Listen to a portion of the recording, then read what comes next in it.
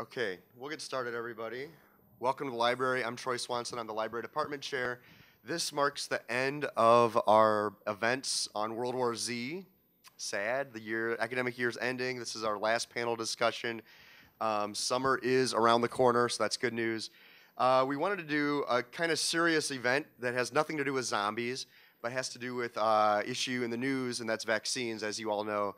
So this is, the truth about vaccines, and we're going to get into the science, some history, some background, and connect it in with kind of how does scientific thinking work and move through those lines. And to do this, I'm one of the librarians, so this is not my field of expertise. I've brought in people that know what they're talking about. So I'll start at the end. We have Aaron Smith from philosophy. He will help us think about logic and ethics and things like that. To his left is Layla Khatib from biology, anatomy, physiology. To her left is Nick Hackett, the famous Nick Hackett from biology. And to his left is Marianne Jacek from nursing. So thank you all for your time and thoughts on this. So I'm going to set us up a little bit and talk about a little history. So imagine this, if you will. Join me in a little thought experiment. In the summer of 1916, the state of New Jersey called out the National Guard and stationed them at the bridges across from New York City. They were stationed there to stop people from leaving the city and entering into the neighboring state, which was New Jersey. Even though World War I was underway, this troop action had nothing to do with the war.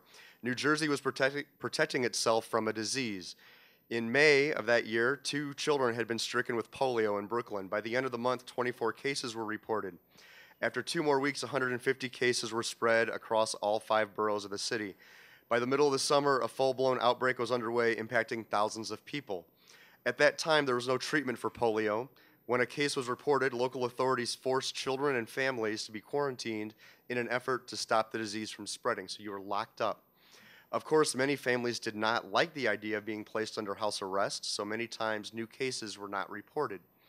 Polio is a disease that attacks the central nervous system. In many cases, it causes paralysis of the arms and legs. In the worst cases, it attacks the lungs, resulting in death. Polio, also known as infantile paralysis disease, was the sort of disease that struck fear into parents because it was known for attacking the least strong, so newborns often died horrible deaths. In the summer of 1916, not even the National Guard could stop the disease. By the end of that summer, the outbreak had reached New York, upstate New York, New Jersey, Connecticut, Delaware, Pennsylvania. In New York City, there were 9,000 cases of paralysis and over 2,400 deaths. That's in one summer. In total, the outbreak caused 23,000 cases and 5,000 deaths. So think about this. That's a 20% death rate. So 1 in 5 people who got the disease died. For us today, we can't even think of those kind of numbers. That doesn't happen in the United States anymore. This is unheard of. The 1916 outbreak is one of the most famous outbreaks, but similar outbreaks would occur over the next 4 decades. Polio outbreaks shut down theaters, public pools, amusement parks, and other public areas. As outbreaks occurred, going out in public became dangerous. Many of you probably know that Jonas Salk and his team of researchers concluded trials of the polio vaccine in the 1950s. When it became available to the public, entire families rushed to be vaccinated. There were lines at churches and public buildings so that parents could get their kids vaccinated. Polio had caused, on average, 16,000 deaths per year. After the vaccine was in place, this average fell to 0, no deaths. We went from calling out the National Guard so people wouldn't leave New York City to having no deaths. The crazy thing with this is that this didn't just happen with polio. So listen closely to these numbers. These are average deaths per year per disease before vaccines were in place to after. Diphtheria, 21,000 deaths on average. After vaccines were in place, 1 death per average. Measles, 500,000 deaths to 55. Mumps, 162,000 deaths to 229. Smallpox, 29,000 deaths to 0. Between 1920 and 1955, the lifespan of Americans increased by 25%. This is one of the largest increases in the lifespan of humans in history. The increase wasn't entirely due to vaccines. There were other factors, but vaccines definitely played a serious role. Today, diseases like polio, whooping cough, mumps, diphtheria, and many others feel like ancient history. We do not feel the fear felt by past generations. In fact, there's a movement of people today in the U.S. who fear the vaccines more than they fear these diseases that they prevent. You may have heard you may have heard of this fear, and you may have heard that vaccines cause autism, which is not true, or perhaps that vaccines cause some other damage to your body. This week is the World Health Organization's World Immunization Week, and today we're going to talk about the science behind vaccines. We're going to talk about their safety, and we're going to get some perspective, not just in history, but also in science today on the value vaccines offer and whether or not there are risks behind these vaccines. So to get us started, that was a historical touch. We want to bring it up to the present with this video.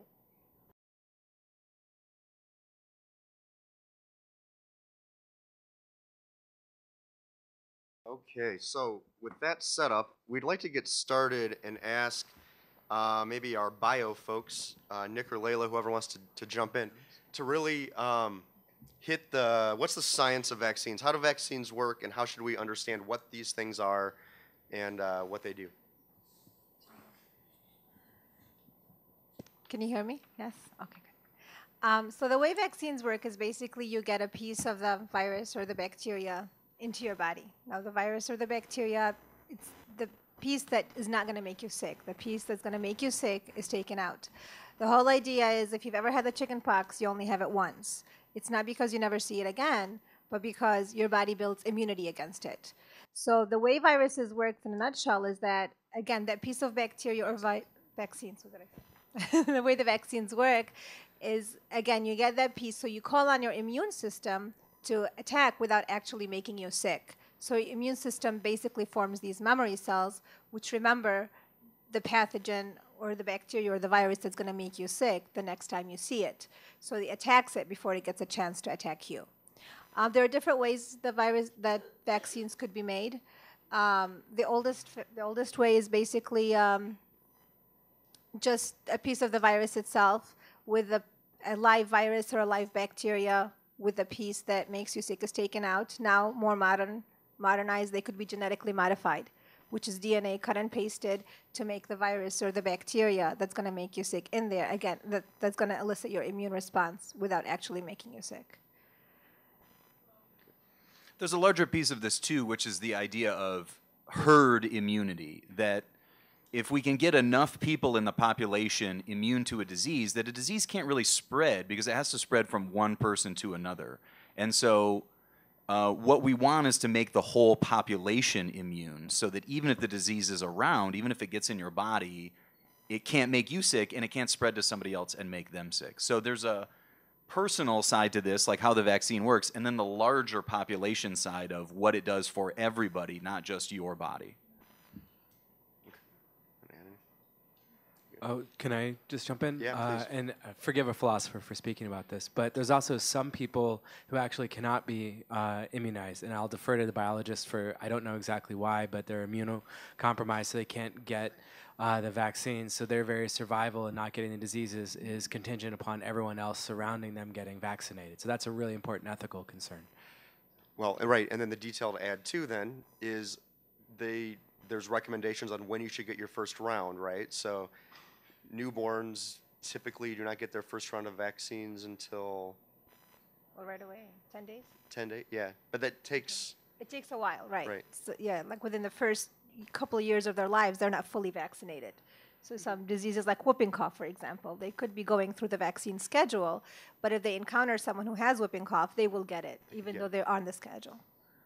Okay, great.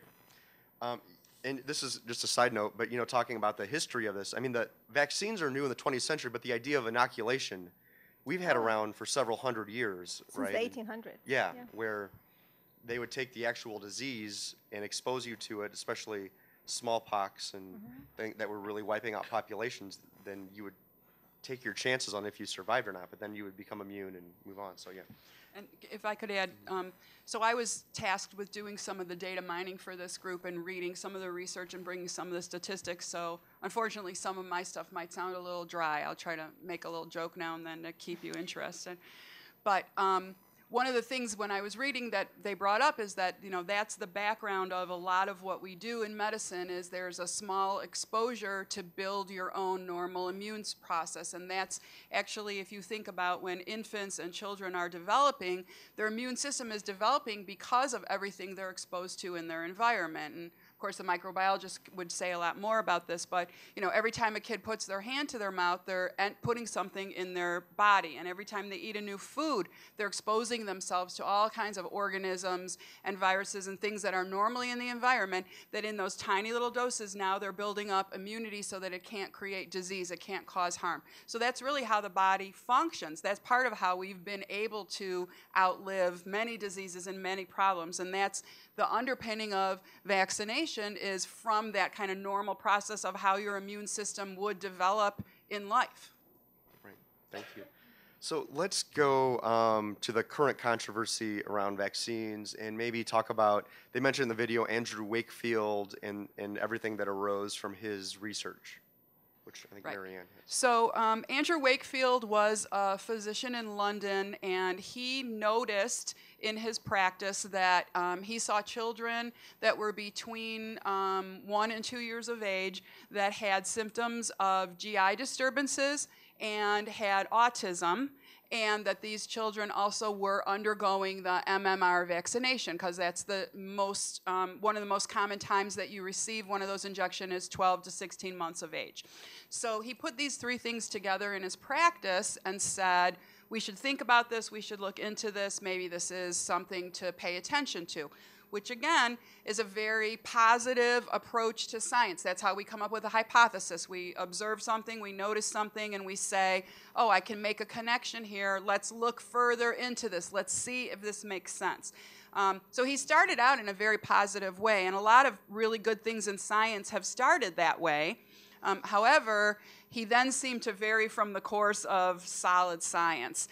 So some of the flaws in his study were that he looked at this data retrospectively. So he noticed these things, and then he went back and interviewed the parents of these 12 children, probably with some very leading questions about when symptoms occurred, when they noticed certain problems, how things got started.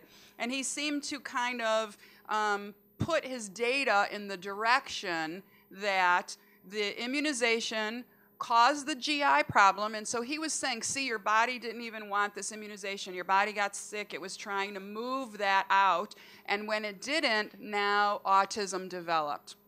Later on, and you know, so that study did get published in the Lancet, which is a very prestigious journal in England. It's similar to JAMA here in the United States.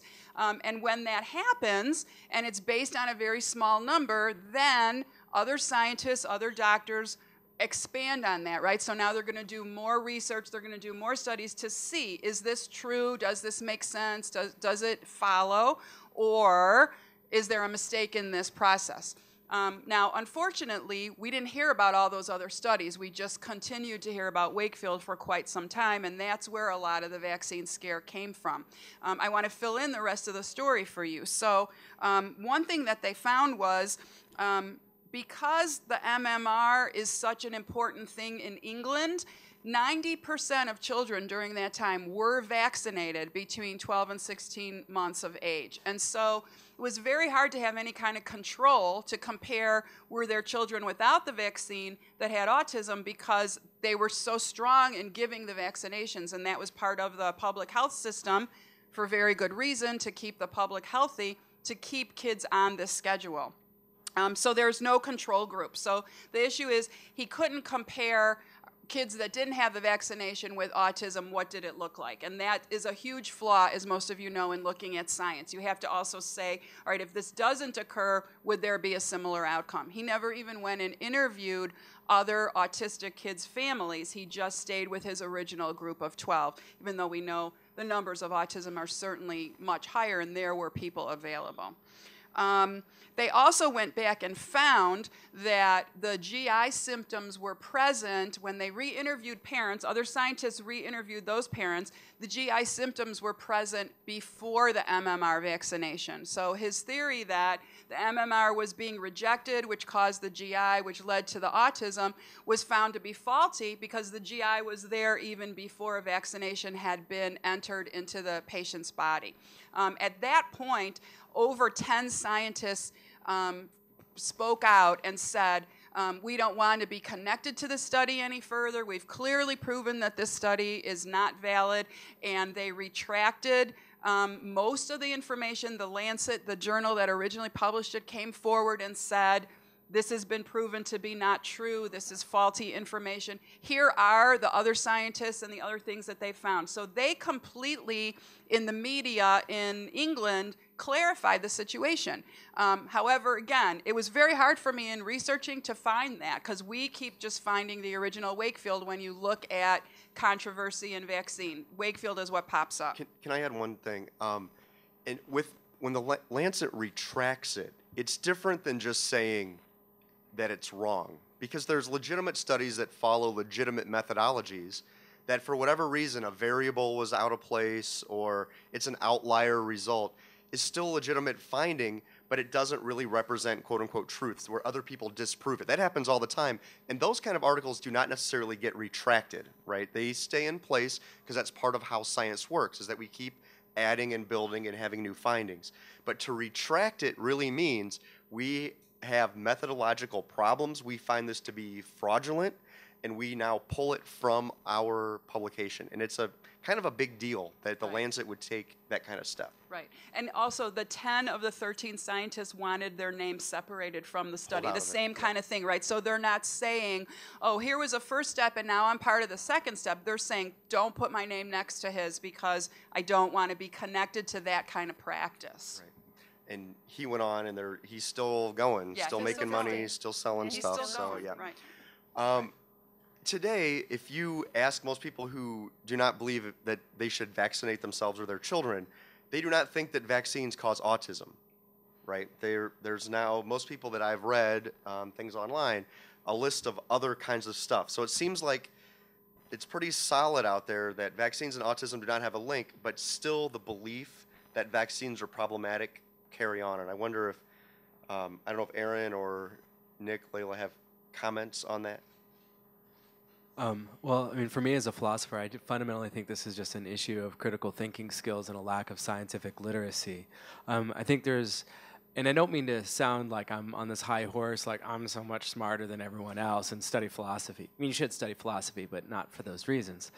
But the real issue here is I think there's a lot of very, very smart people out there and who are well educated, who've read a lot of material, and then they find something in this sort of research, oh yeah, I have a problem with vaccines, or maybe I'll wait, or maybe I'm against GMO foods, or I'm against this or against that, and they're smart, and then the science is really overwhelming, and if you're like me, I haven't had a biology class since 1989. I've got a PhD in philosophy, but I haven't had biology in 20 years or more. And that's a problem with my scientific literacy. But I also just have to acknowledge that and understand that.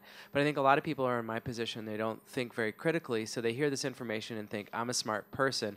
I don't understand it, therefore it's wrong. It's gobbledygook. And then there's also what's called confirmation bias, where people think that they have a certain belief, and then they find a little bit of information, and then they just believe it. And people believe all sorts of weird things too. But I'll pass the hat over to my colleagues as well. I feel old, like blaming the internet too. But I feel like that's a big part of this, is that if you're looking for a validation of any idea that you have about anything, you can find people on the internet that have that view. And so if you have this view of what vaccines do to you or why they're bad, and you're looking for that, you will find it. And that just reinforces the whole issue. And so it's, I think it's a really interesting thing about what ideas stick in the population, or about media literacy too, not just science literacy. How you trust information on the internet, how you find the right ideas. Yeah, that's just exceptionally difficult, and it's almost impossible to overcome. And there's been all sorts of recent studies, specifically about vaccines and others. But I wish we had I'm not a psych professor, so I don't know all of the detail here, but people really tend to sort of find information and believe stuff, and even if you present information that is explicitly contrary to their original beliefs, people, that actually just reinforces their original beliefs, and people get even more stuck in their weird, crazy, kooky beliefs. And you only have to go to the internet to see all the weird conspiracy theories. Like, in my philosophy classes, I still encounter probably 1 or 2 students a semester who actually think we faked moon landings. And I mean, and again, if you're a moon landing faker believer, okay, come talk to me after this. I'd be happy to talk to you. But at the same time, I mean, that's a relatively innocuous belief, right? Because if you believe the moon landings were fake, there's really that doesn't harm other people.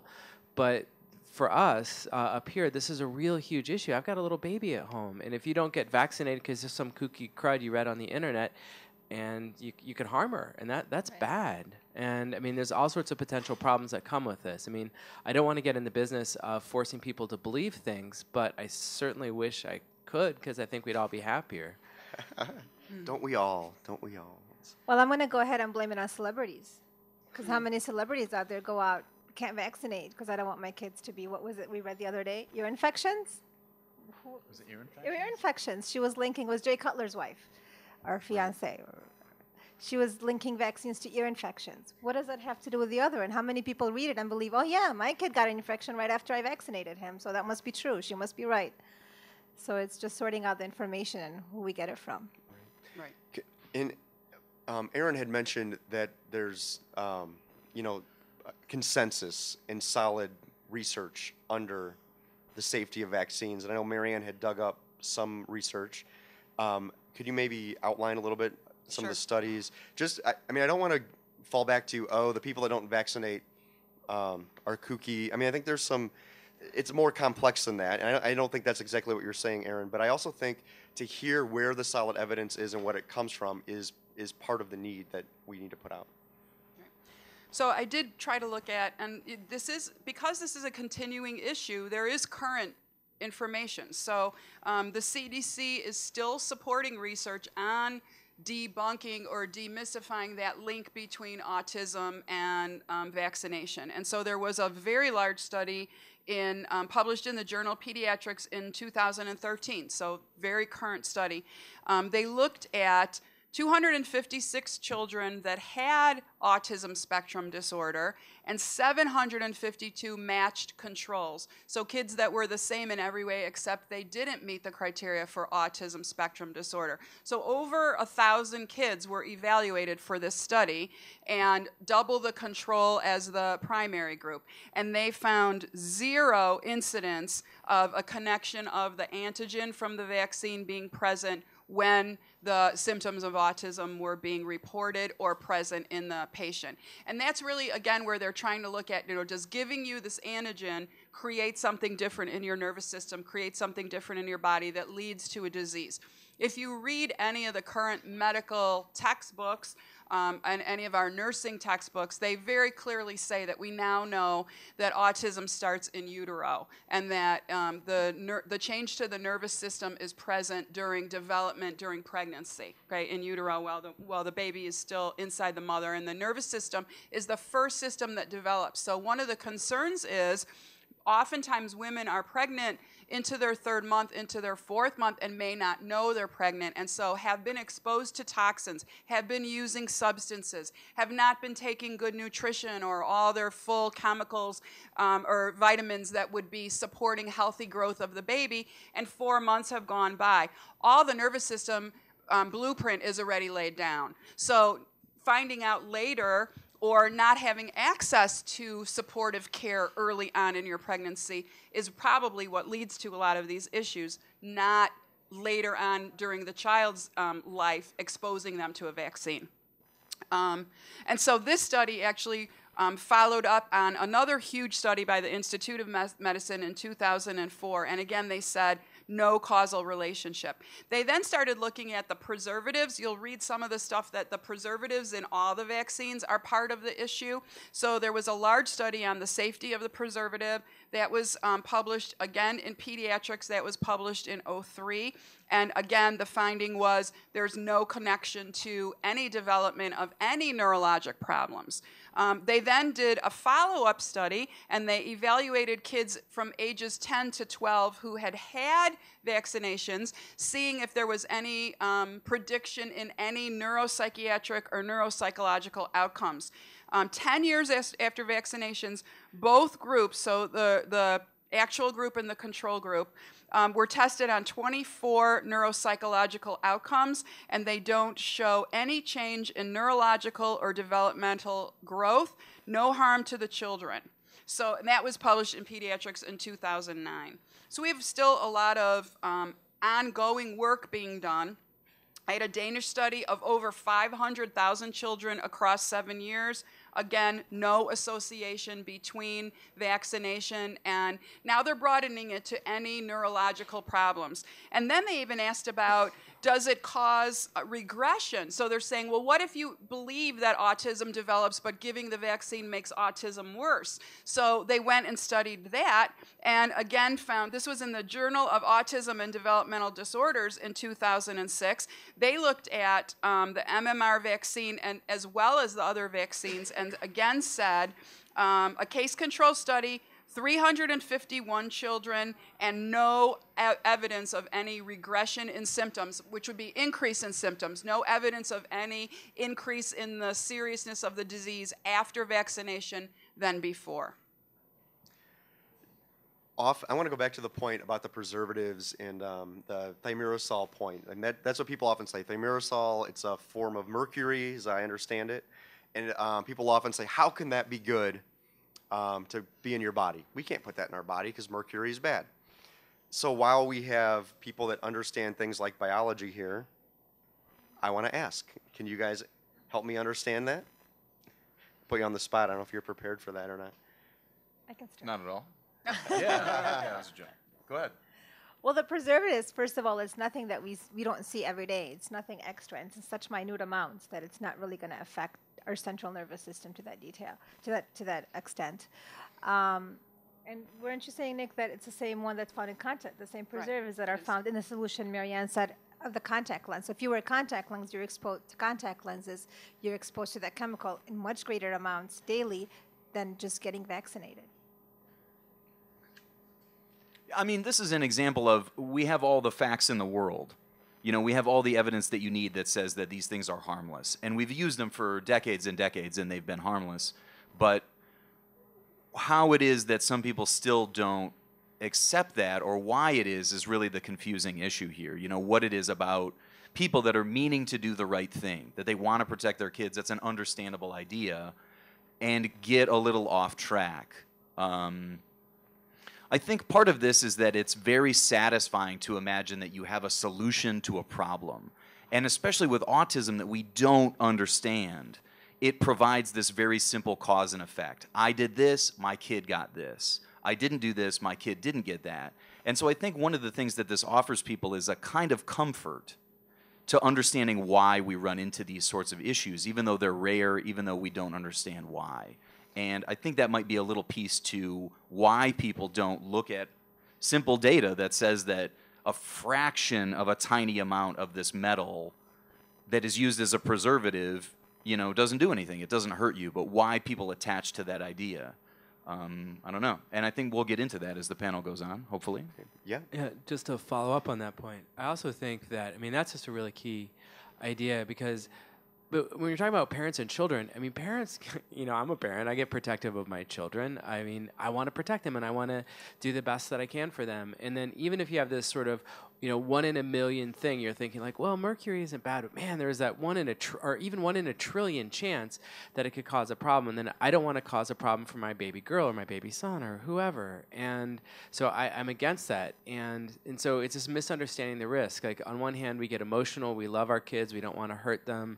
And we do all sorts of things. We want to protect them. But then that also causes us to like sort of misunderstand statistics. And we just don't want to be the exception that proves the rule. It's not comforting to a parent who has your kid has a reaction to a vaccine, and that was a 1 in a million chance, and your kid dies. I mean, that happens, right? But that's not very comforting to that parent who's like, well, 999,999 other children survived, and your kid didn't die of measles, and you helped herd immunity. That's not very comforting to someone who's dealing with a child. So you don't think about those risks. You see that 1 in a million chance, and you're like, ooh, I don't know about that.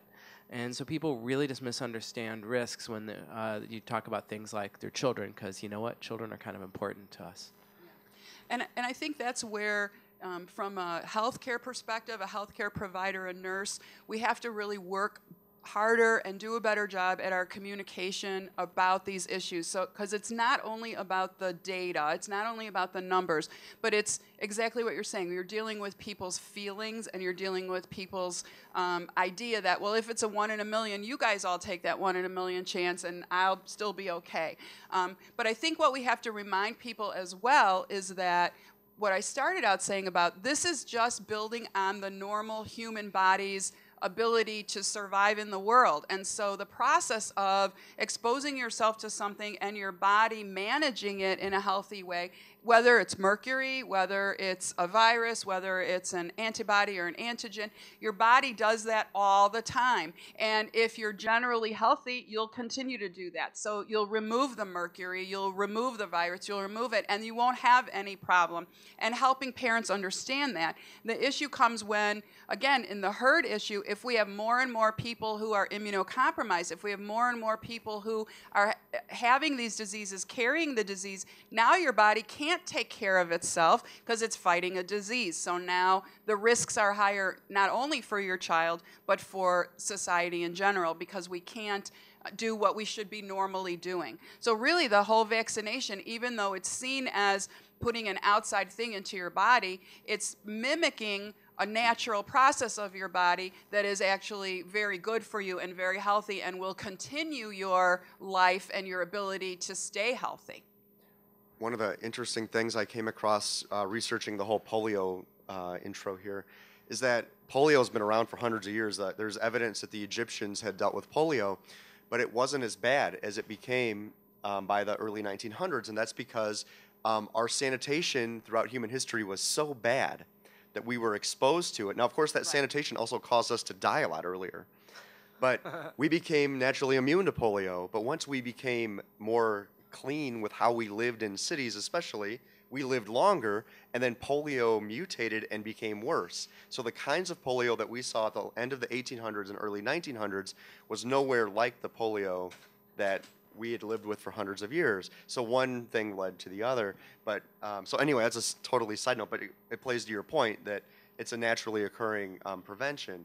Now, what's the trade-off? I mean, I think we would rather live in cleaner cities and live longer and then find the vaccine than whatever. But, okay. Right. So we really could have both. We could have both. There seems to be this thing with risk. So I want to really get into this risk analysis. So we say vaccines don't cause autism. I think almost everyone accepts that. Even people that are against vaccines anymore tend to accept that. No autism. But they might cause something else. There's this thing, we don't know. You don't know. I'm going to get vaccinated. You don't know what's going to happen in 40 years. They're going to find that those vaccines with that stuff in there cause something worse. What's wrong with that thinking? You can get the disease meanwhile. Okay, so number one. Because I thought about that, because I have 4 kids, and when vaccinating, I did look into that, to be completely honest. I did look into, and the risk of them actually getting the disease they're getting vaccinated for is much greater than actually them getting autism or any type of side effects. So I wouldn't want them to get the disease meanwhile. And diseases like measles, that's why measles is making a comeback. Mumps, whooping cough, because of these. The other thing that, again, we have to always remember in any kind of medicine is everything is a balance between risk and benefit. There's no treatment that we're providing today that doesn't have some kind of a risk, a side effect, an adverse effect. My students will validate. When I'm talking about anything in class, I always say, as nurses, we want to look for and try to take care of the early things, the first things, the things we can help the person get over and still be healthy. We don't want to wait for seizure, coma, death to occur. But every med in the book that we study could result in seizure, coma, death. So it isn't just vaccines that have risks. any treatment that you're looking at from a medication point of view has risks associated with it. And things do happen. Kids do get earaches after they get vaccines at a little bit higher rate than kids that don't get vaccines. But how many of us can say we know a kid under 5 that's never had an earache? So it's pretty common experience in childhood that you get an earache at some point. So the fact that you might get an extra one during your vaccination process is a risk that some kids will face. It's not going to permanently change their life. They're going to get over it. Their parents can give them Tylenol and give them a lot of holistic things I'd be happy to talk about next time that will help get them through that disease, but then they're going to be fine. And next week, no one's even going to remember they had an earache because we're going to be on to the next thing. So it's not that there aren't valid issues of side effects and risks. The issue is if you are exposed to and contract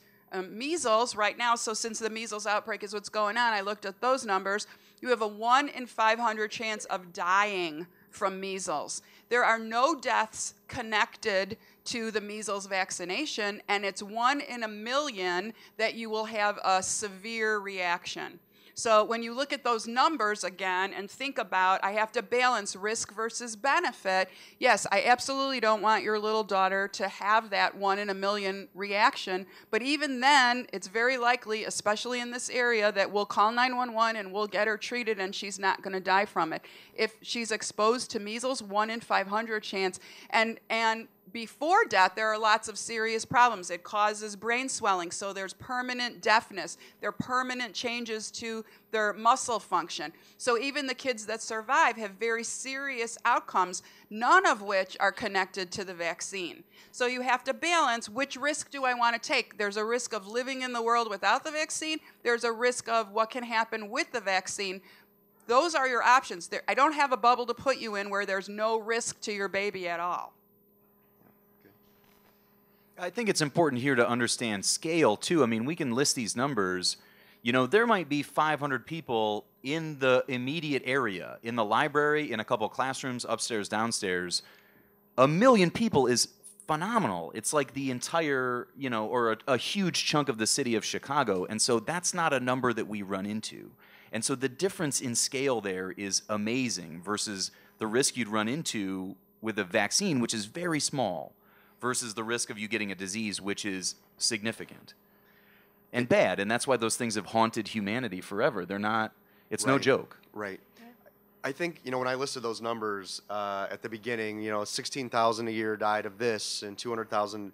The thing is, when you multiply those together, our grandparents' generation, some of you maybe your great-grandparents' generation, you absolutely knew people that suffered and died from these diseases, were disfigured, were in wheelchairs. I mean, this was a common occurrence that when those vaccines came up, they were absolutely ready for the vaccines because you knew Uncle so-and-so who had whatever, right? Now we don't know those people. And so that fear of the unknown becomes, oh, this vaccine may cause this mystery thing in the future. I'd rather take my chance than to face measles because I've never seen measles, even, you know, from the CNN clip. Most doctors never see measles walk in, right? So, Aaron, I don't know, from the philosophical perspective, there's some interesting, maybe logical arguments at play here, and I don't know if there's anything. Well, did you want me to go ahead and get into the ethics? Is that where you're going, Troy? Or not quite yet. Maybe around belief. One thing that I find interesting. So let me ask you a question, then answer another one of my own. The thing with beliefs, this is how I work when you're the moderator.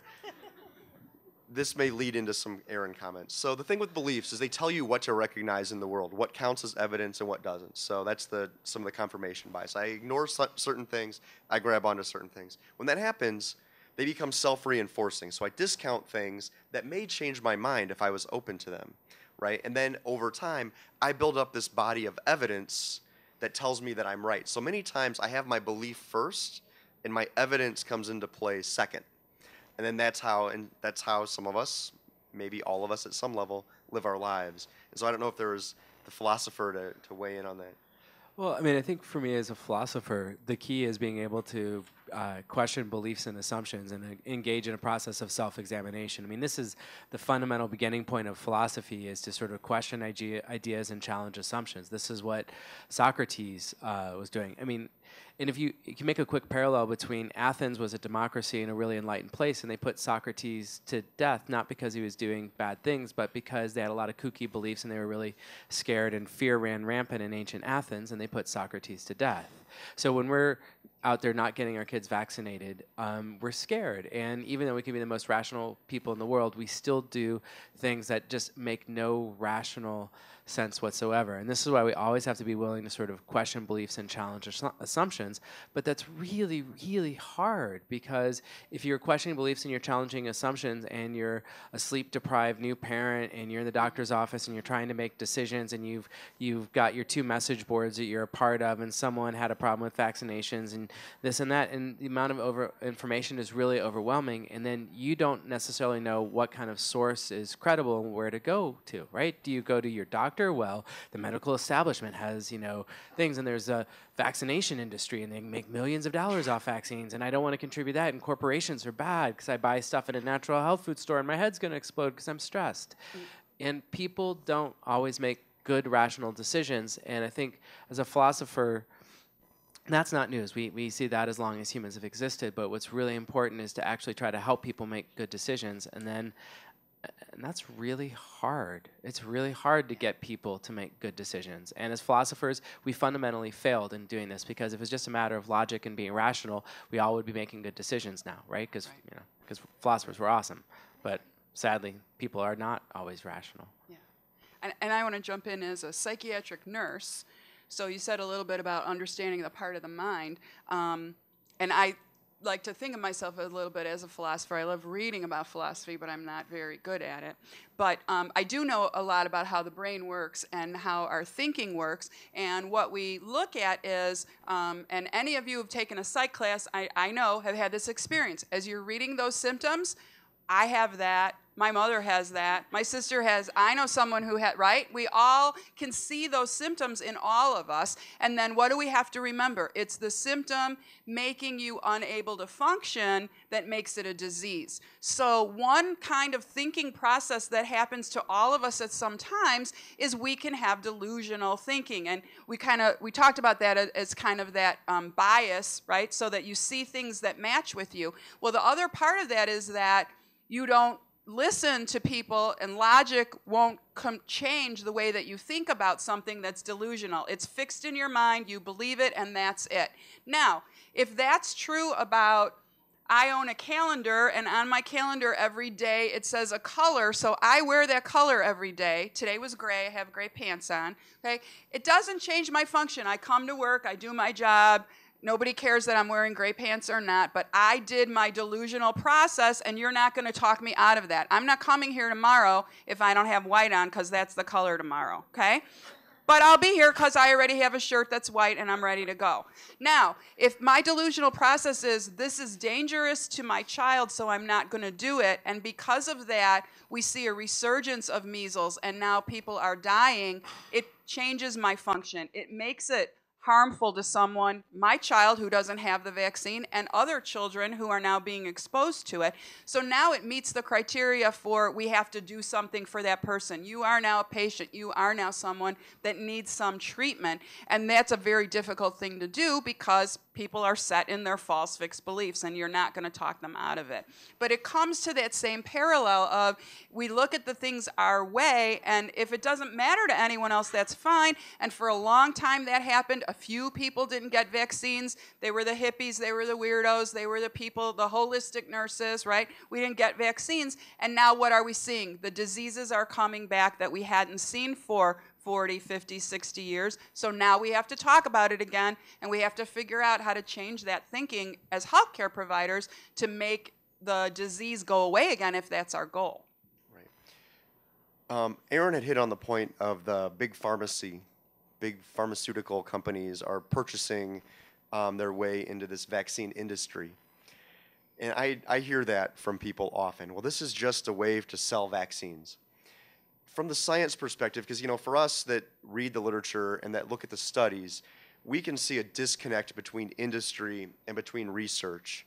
But people that are outside of academics, they don't make that recognition. They see everything wound together. And I wonder if you could talk about how you see that separation and maybe where there may be connections along those. I don't know. Well, could I just add, though, that Please. if you want to look at getting rich, you're not going to get rich making or selling vaccines. You're going to get rich making and selling Viagra. So, in big pharmacy, their dollars, and again, this is all public information if you go read it, their dollars don't come from those kinds of interventions. Those dollars, the big dollars and the money comes from cholesterol medications, impotence medications, erectile dysfunction medications. Those are the things that sell a lot and make a lot of money. So I'd say you shouldn't take that pill. Yeah. I mean, the hallmark of science and philosophy is that we question authority, and I don't you doubt that at all. I mean, I certainly would have questions about any giant pharmaceutical company that's doing this.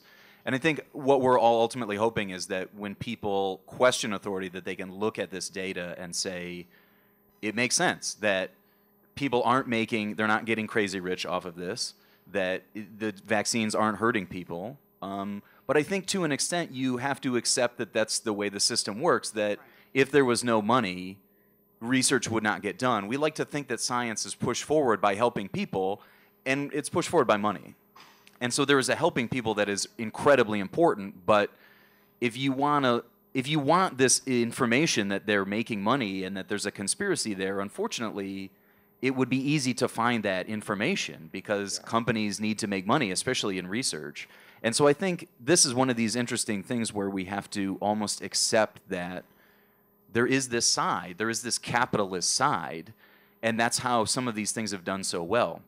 We have a really interesting country where we have privatized medicine, and no one else does that. And part of the issue is that it creates these situations where somebody says, some dude is making money off of a vaccine, when it should be I think, a socialized, a public good institution where you can't say, some guy is making money. It's, the government, the institution, whatever it is, we take that away. Yeah. And so I think this is part of the issue that we have as Americans and the way that our healthcare is organized that we'll run into these issues. For sure. Organized now, I mean, maybe we'll accept the socialized medicine thing 20 years.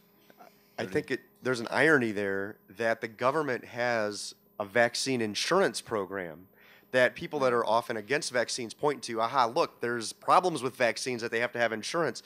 But the irony is that most of these medical companies wouldn't give out vaccines if there wasn't a government-supported insurance program to protect them. This is the government protecting companies so that they will do this public good. And I'm sure this is where if I say this, people will, they'll grab onto this information. But that there have been historically bad batches of vaccine that have caused problems, and that we can acknowledge. And there are people that do have legitimate allergic reactions to vaccines. But in both of those cases, that should be underlying the need for herd immunity, right? Right. That's why we need it, because some people can't get to these things. And again, it's not only vaccines that have that issue. Any medication that you take, anything that's created in the lab and given as a treatment from a medication standpoint has a risk, has someone who's died from taking it, has someone who's had a bad reaction to it. But we tend not to talk about that. How often when you go to the doctor and they prescribe you, an antidepressant, would you sit and go through 6 pages of what might go wrong and what do I need to think about and how is this going to be? They say, this is very safe, you should take it, and people go on. When we're giving, again, an injection into young children and infants, parents are usually more concerned and will look more into it, so they are more aware of the risks and benefits than the risks and benefits of other meds that they might take. Right. You want to ask yourself why we're not having a panel discussion about Viagra, because they would present all of the exact same questions and concerns and ideas. Right. Well, and clearly we don't need a panel discussion about Viagra. Let's ruffle. We can ruffle some feathers. Yeah, let's talk about EDD. Let's sex it up to get more students in the audience. Woohoo! Sorry, I didn't mean People are bored. The larger point is there's all kinds of risky behaviors we do that kill people. Yeah, right. Right. I just saw a thing that was sent around that mosquitoes kill more people than rattlesnakes. Mosquitoes kill more people than a lot of things. Why aren't we having a panel discussion on the diseases carried by mosquitoes? Because chemical companies don't make mosquitoes. Yes, right. So let's get to the ethics, because this will be the thing that can really tick some people off. So Aaron, get us going with what's the ethics behind it? Yes. Well, there's this idea, it's called utilitarianism, and for those of you who've had an intro philosophy class or an ethics class, you've probably encountered it. It's a very simple ethical idea. It means doing the greatest amount of good for the greatest number of people, and it's an ethical idea. And it doesn't just mean what's good for you, like for your own interests, but rather it also considers the interests of other people as well. So this is like this idea of vaccinations is just a very clear-cut utilitarian idea. This is the greatest good for the greatest number of people. We can eliminate all of these diseases, or not necessarily eliminate them, but we can reduce them. We can make them.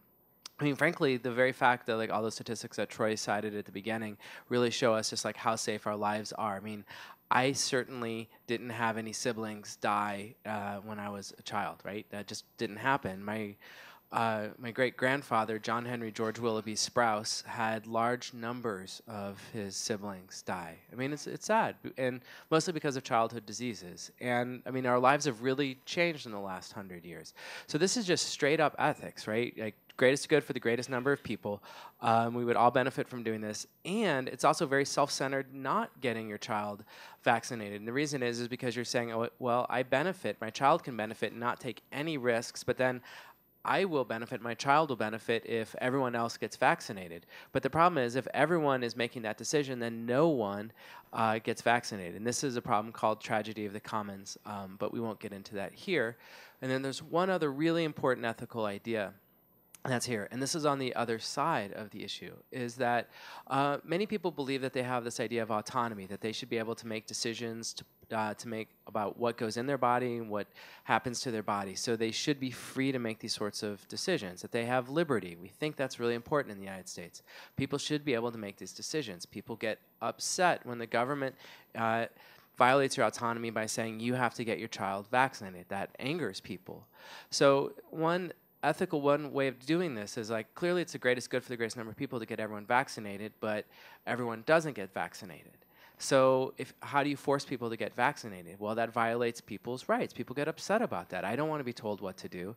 So just one thought that I've seen some philosophers and other people talking about is that we should hold people responsible. Like you refuse to get your child vaccinated and your child passes a disease on to someone else, and that other person gets sick and dies. And there's a lot of immunocompromised people who can't get vaccinated, and we can trace diseases. We can do genetic research. We know how like measles goes from carrier to carrier and person to person, so we can trace its source. So if someone dies because your child was not vaccinated and that we can trace it back to you, I really personally think that we should hold those parents accountable.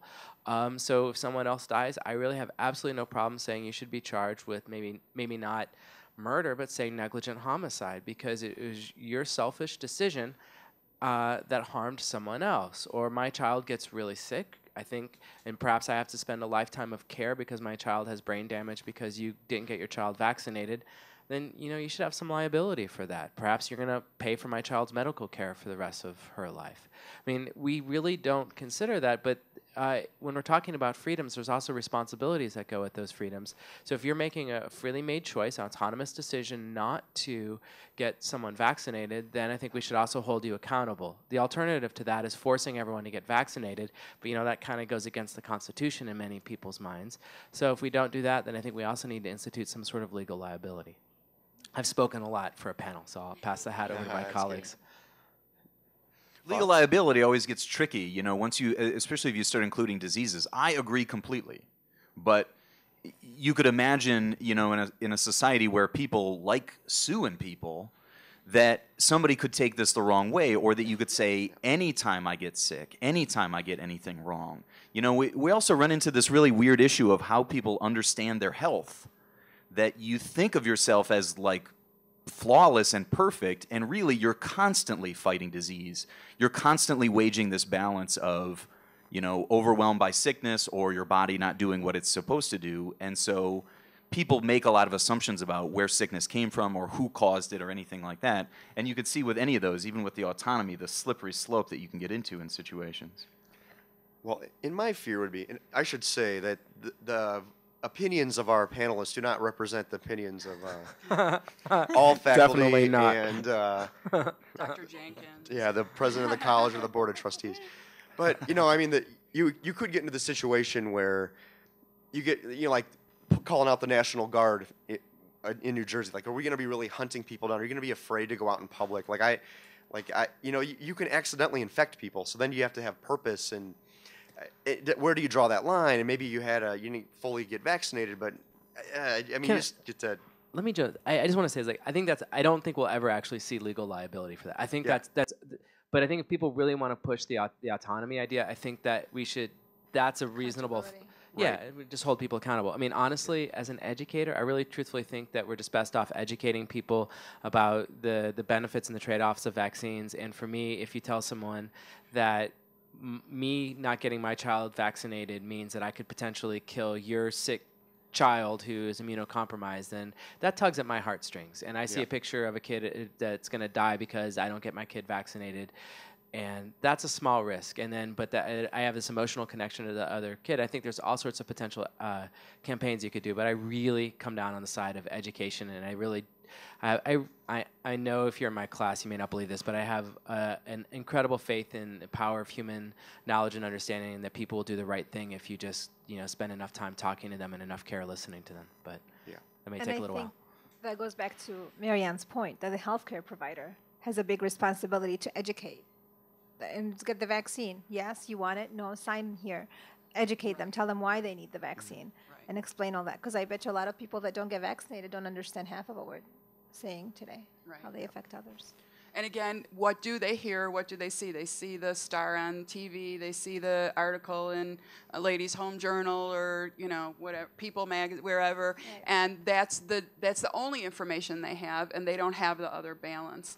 I also think it reminded me when you were saying that about the legal ramifications. I mean, the other option would be that we create these quarantined areas so people can make a choice to not vaccinate, but then they're not allowed to be around the people who are, because that goes back to the whole herd immunity issue. Is if we want to protect everyone, we don't want to allow anybody in there that would possibly be a zombie, right? That's how getting back to World War Z, and that's where we went. We had to protect ourselves from the zombies, and we had to be certain somehow that you were not going to turn into a zombie before we would let you into our community. And, we laugh a little, but, I mean, that's not so far from how they used to quarantine that Troy started with in the early 1900s, not that long ago. The National Guard would wall off areas of communities because a disease was present. So we have that history that we don't want to repeat.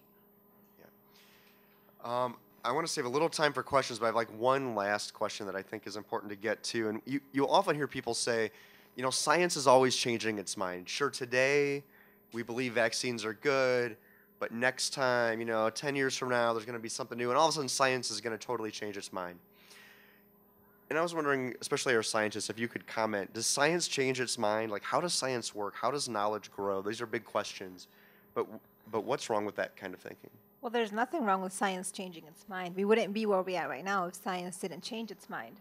As technology evolved, think of it as technology, science evolves as well. We wouldn't know what we know. We wouldn't have all these vaccines. We wouldn't have all these medications. We wouldn't have all this if science was not ever changing, if it was just stayed still.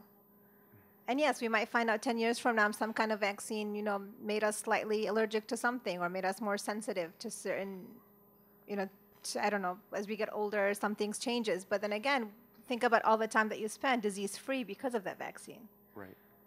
Yeah. So you want science to be ever-changing. And with vaccines, it's not like we don't have a population. If it was... Right.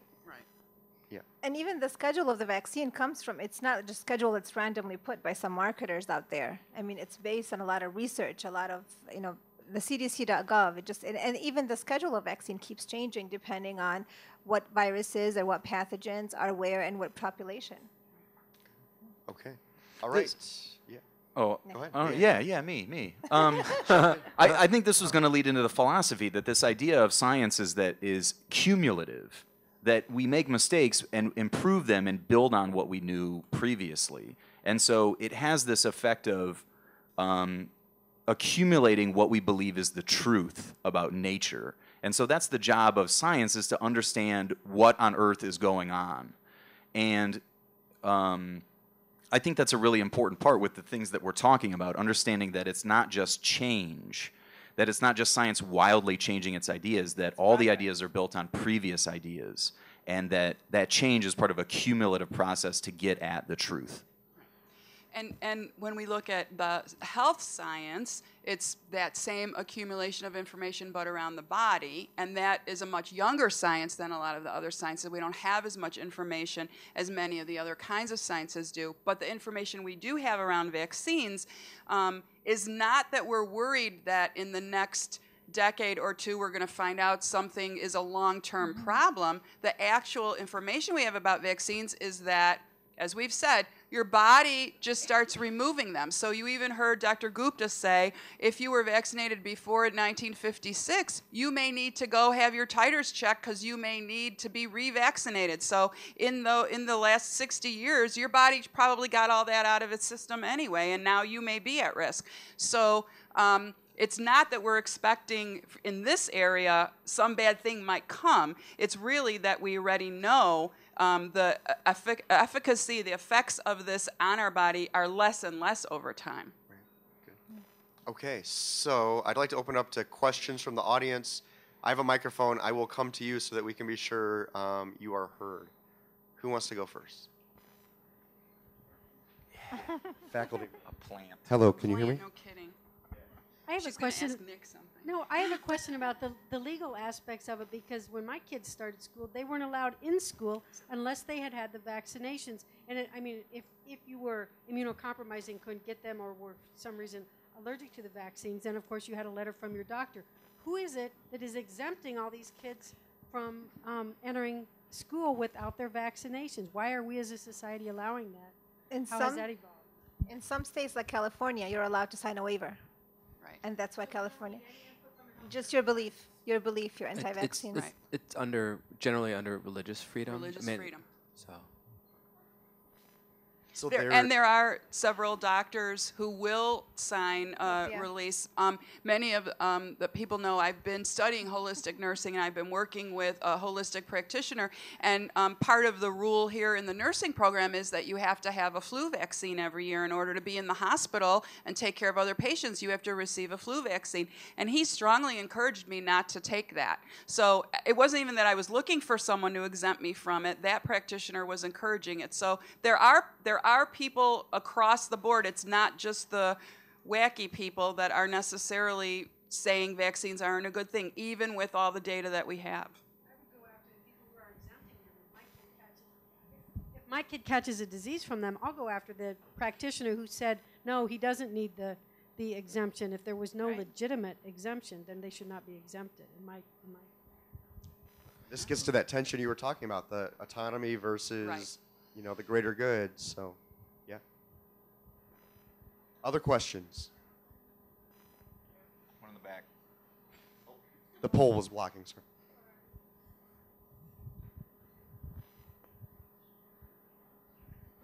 I'm actually 9 months pregnant, and I belong to this mommy Facebook group thing, and I thought it was really interesting that you guys brought up the guy from England, because a lot of the moms on Facebook are fighting about the vaccines. So I'm sitting back here totally, completely I've never been faced with the thought of what to do. So it was really good, because I'm totally gonna go with the vaccines, because my nephew's autistic, and my sister was one of those people who were oh, it's linked to that. Well, she figured out it wasn't. So now it's kind of I'm well, I guess I can now. But my question goes to, I think you're Marianne, for nursing. Does breastfeeding help at all with that? If I got my vaccines, would it help with my child's immune system at all? In general, breastfeeding does support the infant's immune system developing, but you're not going to be able to pass specific antigens like that from mother to baby. So the vaccination is a supplement to that natural process. So breastfeeding certainly will strengthen your infant's immune system, but you can't pass on your vaccination to your infant. Even if I have the flu and I'm super sick, should I still breastfeed? Would that help? and you all, I'm not a doctor. I can't play one on TV, so I don't want to give you medical advice. But in general, it's safe to breastfeed with many issues like the flu or things like that. But you would always want to talk to your doctor. Okay, I just wanted to know if like maybe it kind of helped with that with vaccines. So thank you. I mean, that certainly follows the line of thinking that we're talking about, where your body really is taking care of itself in a lot of ways. Other questions?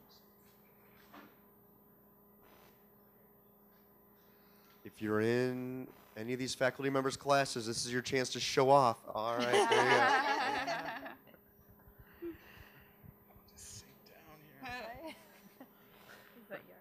I don't know if it's a question that anybody can answer, but are there programs being put into play possibly in like school, like early education, or in your doctor's offices that will be educating people on this, on being vaccinated or the danger that they are putting their children into? I mean, I travel a lot, and I know a lot of people that don't vaccinate their kids. They never bothered to ask me where I went, where to research what I was exposed to. I mean, on that map, Asia was dark maroon. And I've traveled there many times, and nobody has said to me, like, oh, measles, my kids. And then later on, somebody's be like, you're killing my kid. It's not my fault. You didn't get it vaccinated. You know what I'm saying? Mm-hmm. So, like, I remember when we were small and they were changing the money. I mean, it's something on the opposite side, but they were, like, teaching us, like, oh, this is how about you're going to know about the new money and whatever. And then kids can go and tell their parents that kind of stuff because they're like sponges. You know what I'm saying? Mm-hmm. Or if there's, like, or like, yeah, like immigrant families or anything like that that don't know, they don't have the access, they don't know the language, they don't even know where to look for this information. If there's like programs, I mean, I know we have this panel here, but how many of us are here? You know what I'm saying? On a bigger aspect being put into play. You know, when I was trying to research for some of the data things, I did see there are some programs supported by the CDC, the Center for Disease Control, and the American Pediatric Association is creating a lot of information for pediatricians and school nurses, doctors' offices, things like that. I didn't look specifically in like child education settings, so there may be, but when I was reading in general, I didn't see anything that you're talking about, like getting the kids involved and not just the parents involved in the decision making. And that's, I think that's a really good idea, because as you said, the more the kids understand, they can help the family make a good decision. I agree. I think it's a good point. I think this would be a great topic for like a middle school science or like a high school science class. I think programs about educating people would be great. I mean, I know you can go to a doctor's office and look at pamphlets, the same things you get at Walgreens. I don't know if you would run into issues with the religious freedom again, like you're teaching my kid this or that. I think it's great. I just don't know how much money there is for that. I mean, that's always what's unfortunate about education and in some elements of medicine is that people don't want to put money into it, and so they won't make posters, flyers, send somebody to a school to talk about it. But again, I think it's great. I think it would be a great idea. And I just want to add that I think when we're talking about responsibility and autonomy, I'm going to hold Troy responsible for a lot of this, because last year is when he created all these panels and already had this on the schedule. And now what we've seen is in the last 4 months, that's when there's been these outbreaks and lots of problems happening. So he really predicted that it was going to be a current issue. And I'm wondering how much he's behind this. He caused it. Yeah, it looks Troy caused it. Troy caused measles. It looks a little suspect. Yeah. Before you come back here, just tell us what shots you've had, just before you come back to the table. Can I just add? Well, can I just add that this week is World Health Immunization Week, and on CDC.gov you can go with the World Health Organization. They have a lot of posters that are encouraging schools, institutions to go ahead and just basically print out the posters and post them and inform more. So there seems to be, and this is a new process, I think it's 3rd or 4th year, so there seems to be a push. On your front door, yes, a huge poster. Right. Check before you come in, make sure you have your vaccine. And I was being a little silly, but I did want to make the point that it is a current issue that is new. So maybe we will see that. Our society is generally pretty slow to respond. So, as they said, we're seeing these trends in the last 6 months really going up, and the outbreaks really occurring in different places. So maybe we will see more money being spent or more resources being available, because it is a problem now that wasn't, 2 years ago. Okay. I'm not even sure if there's studies about this, or we kind of touched upon it with chemicals in the vaccines people are worried about other than just causing autism. I know a lot of people know it was disproved, but what I'm getting with my daughter and with people knowing I'm a nursing student just asking me, in the first year of life, kids get like 4 vaccines at a time. There's so many chemicals coming in at once. That's got to cause something now. Right. There were studies on that. I didn't go through all my studies because Troy was poking me that I was getting boring. So, but there definitely are, you can look up, there are definitely studies on that show some people have chosen to do a slow schedule and they separate all of those vaccinations, and the side effects that we're looking for and the adverse effects that we're looking for had no higher increase in the people that did them all at once than the people that spread them out. So again, they compared the 2 groups because that is one option that parents have been taking lately. And I know some of our nursing faculty that work with moms, work in OB and peds, do even encourage that for parents that are concerned to not skip the vaccinations altogether, but at least, again, work with your body and spread them out to give your body a chance to accumulate them. The other study that I found that was interesting, though, is that, again, thinking about what a 1 to 2-year-old is exposed to in the world and how many times they put their hands to their mouth after they've touched all kinds of things, then they did look at that, and the amount of antigens in the body to kind of E. coli and salmonella and all the things that are around us all the time were much greater than even a combination vaccine created or delivered all at once. Good. So I think we're at a point where that's a good ending point. I want to thank everyone for coming and thank our panelists. So how about a round of applause for them? Thank you. And we'll be around for questions afterwards. Thank you again, and have a good rest of the semester.